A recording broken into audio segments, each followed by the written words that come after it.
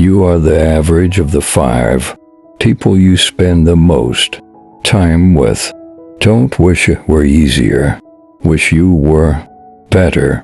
Formal education will make you a living. Self-education will make you a fortune. If you really want to do something, you'll find a way. If you don't, you'll find an excuse. Motivation is what gets you started. Habit is what keeps you going. Discipline is the bridge between goals and accomplishment. We must all suffer one of 2 things: the pain of discipline or the pain of regret or disappointment. Successful people have libraries. The rest have big screen TVs. Success is nothing more than a few simple disciplines practiced every day. Learn how to be happy with what you have while you pursue all that you want.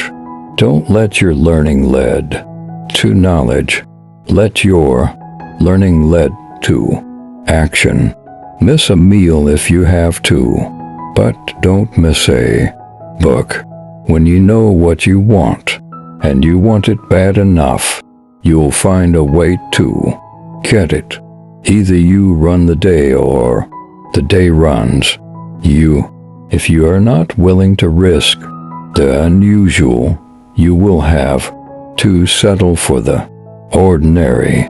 Women have an incredible ability to pick up on emotional signals.